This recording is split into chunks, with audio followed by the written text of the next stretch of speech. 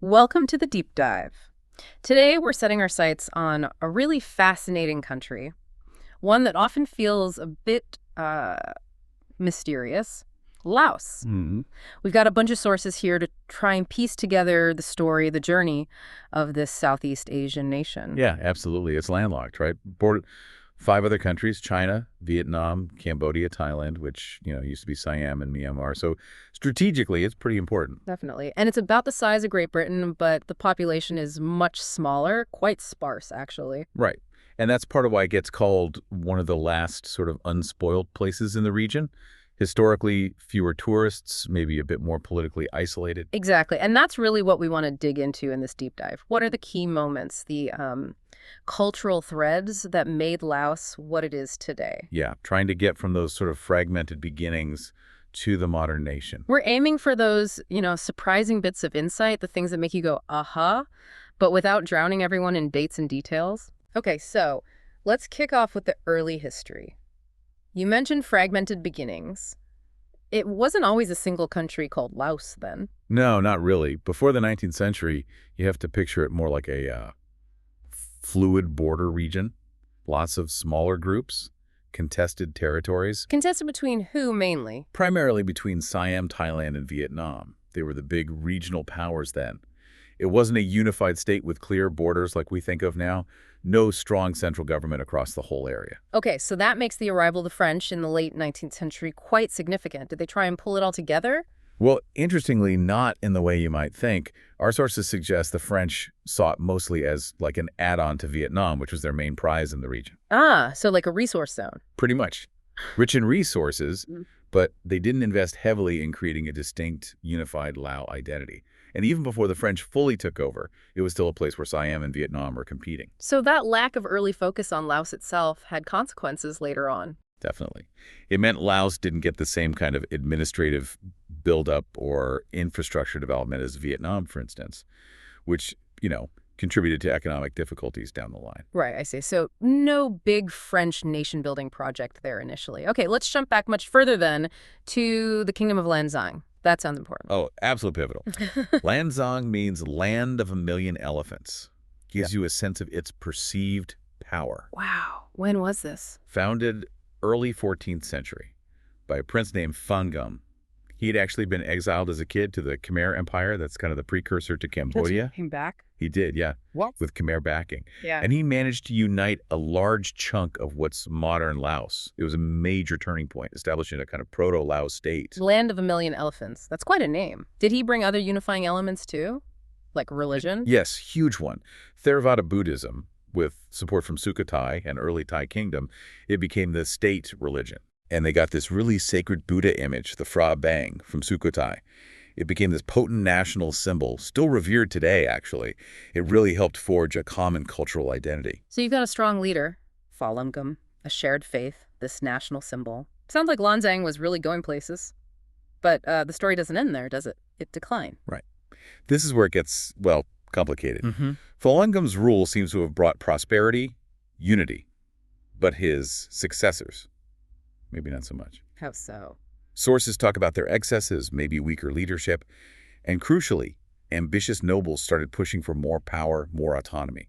So by the late 17th century, that unity started to fracture. Ah, the classic challenge of holding things together after the founders got... Exactly. It happens again and again in history. Didn't the capital move around this time too? I think I saw Vientiane mentioned. Correct. King Sethathra moved the capital to Vientiane in 1556. He also brought the Phra Bang statue there. Did that help centralize things? It was probably the intention, but it might have actually stirred up more rivalries, especially between Vientiane and the older center, Luang Prabang. It just added another layer to the power struggles. Okay, right. So let's fast forward again, back to the colonial era. French control solidifies late 19th century. We know their general approach wasn't focused on Lao nation building, but what were the specific impacts on everyday life, the economy? Well, it's often described as maybe less intrusive than, say, French rule in Vietnam. Fewer French settlers actually moved to Laos. Okay. And this is but they introduced taxes. Yeah. Payable in cash. Now, for Lao peasants used to subsistence farming, maybe some barter, this was a huge shift. I can imagine suddenly needing cash you don't easily have. Exactly. It led to widespread debt. And in some cases, people had to sell their land sometimes to French officials, sometimes to wealthier Chinese merchants who were also becoming established. So even without massive settlement, the economic system changed dramatically. Profoundly. Yeah. So maybe not overtly harsh in some ways compared to other colonies, but still deeply disruptive economically and socially. And what about building things? Infrastructure. Did the French leave much behind? Not a huge amount, actually. The sources mention, sort of pointedly, that the most significant French building in Vientiane wasn't finished until 1913. Huh, okay. They were more focused on dismantling the old Lao administrative ways, Yeah. putting in their own systems, their own sort of scientific European approach to governing. And this all gets formalized with that treaty in 1893. Yes, the Franco-Siamese Treaty of 1893, that was key. It defined the borders of French Indochina, locking Laos firmly into that structure and solidifying French control. Right.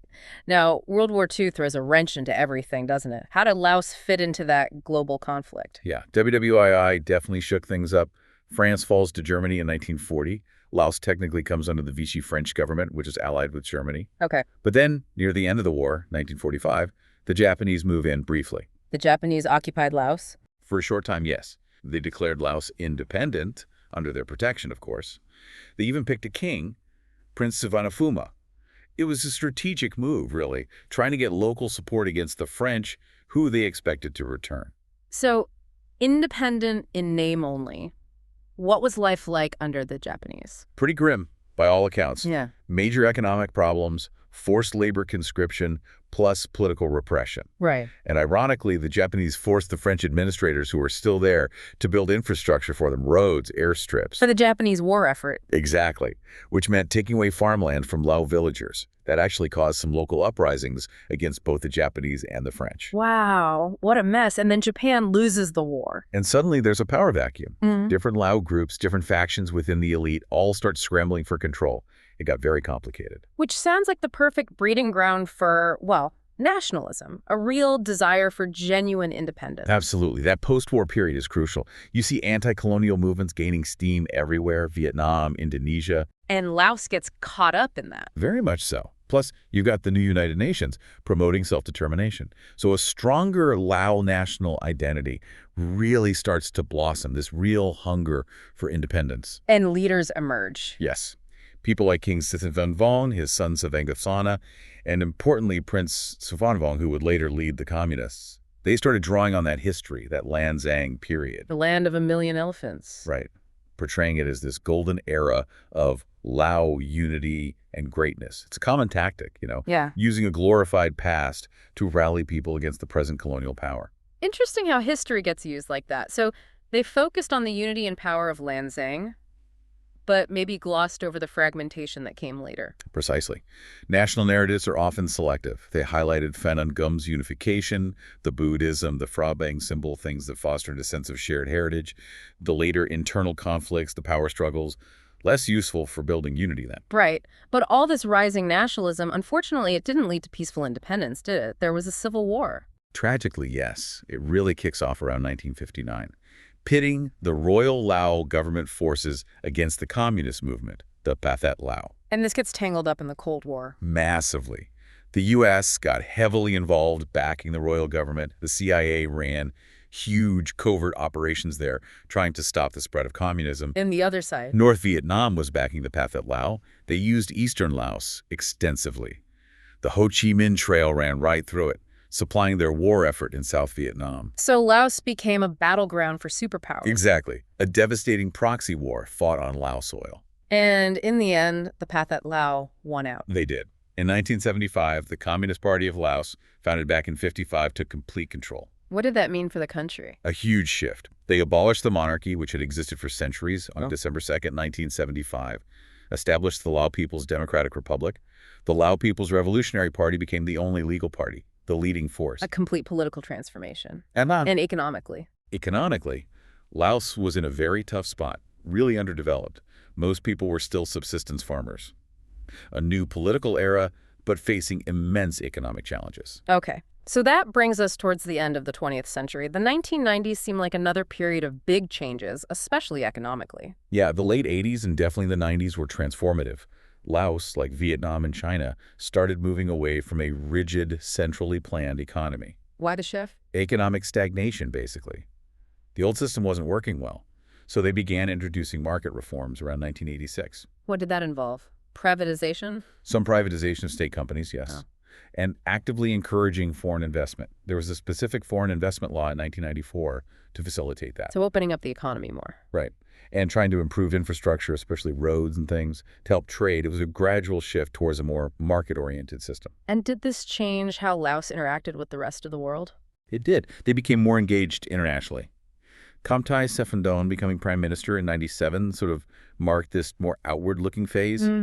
They even established diplomatic relations with the U.S., though maybe at a low level to start. Lots of state visits focused on getting aid, boosting trade, attracting investment base. Cuba, France, India. But the neighbors still matter most. Oh, absolutely. Vietnam, Thailand, China, those relationships remain dominant. That's just the geopolitical reality. Yeah. But a huge step was joining ASEAN, the Association of Southeast Asian Nations, in July 1997. Right, joining that regional bloc. Okay, so integrating more regionally and globally. Let's switch gears a bit. Talk about culture. Through all this political upheaval, war, economic change, has Laos held on to its distinct cultural identity? I'd say very much so. You still see incredible traditional arts thriving. Things like lacquerware, beautiful silk weaving, silverware, especially in places like Luang Prabang and Vientiane. Luang Prabang seems to come up a lot as a cultural center. It really is. Apparently, a whole new style of lacquer art even developed there back in the 19th century. And alongside the Buddhism, which is central, There are a lot of Buddhism, yeah. you still find older animist beliefs, spirit cults, reverence for nature, particularly out in the countryside.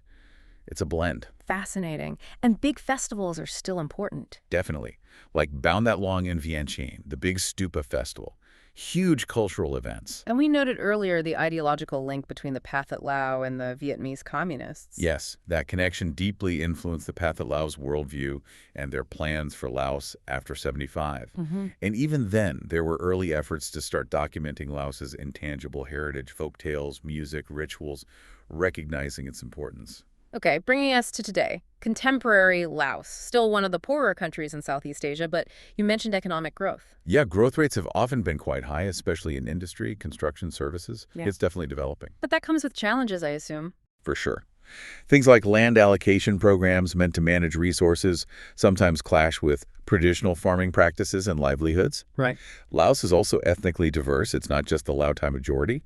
Environmental issues are also becoming more pressing now with more development, resource extraction. And the political system? Well, it's still a one-party state, which brings ongoing human rights concerns. And there have been controversial government programs to resettle some ethnic minority groups. So yes, growth, but alongside these complex social and political issues. A lot to navigate. Tourism seems to be a big part of the economic picture now, too. Increasingly so, yeah. The country has stunning scenery, that famous relaxed vibe. It's attracting more visitors. Where do tourists typically go? Vientiane, the capital, has its charm. Luang Prabang, of course, with all the temples and heritage. And then down south, the Balavan Plateau, the Mekong River region. Lots of natural beauty. And the government has a specific strategy for tourism. They talk about wanting ecotourism or high-value cultural tourism, trying to avoid the pitfalls of mass tourism seen elsewhere. Learning from neighbors, perhaps. Hopefully. They recognize the culture and the nature are their unique selling points.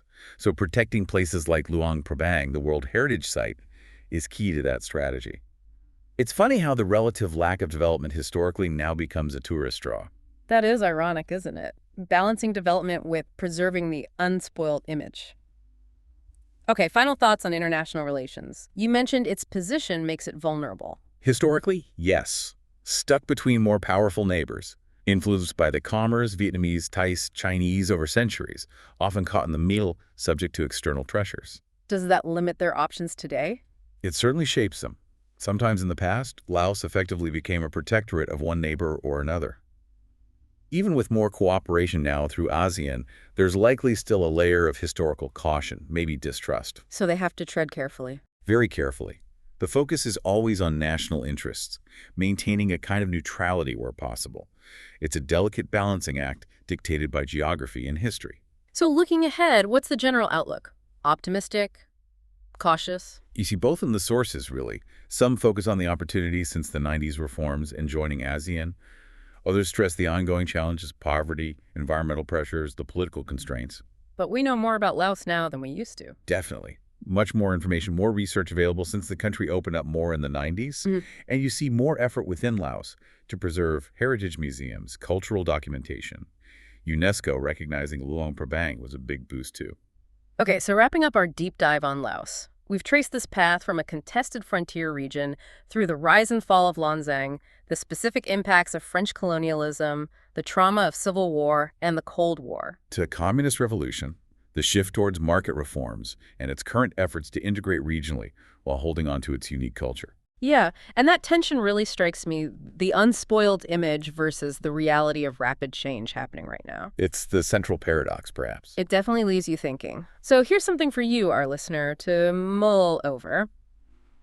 Given this incredibly complex past, its strategic spot on the map, how will Laos navigate the future, especially with the shifting dynamics in Southeast Asia and global pressures? How can it balance that drive for economic growth with preserving the very cultural identity that makes it so distinct? A tough question with no easy answer. Indeed. Thanks for joining us for this deep dive.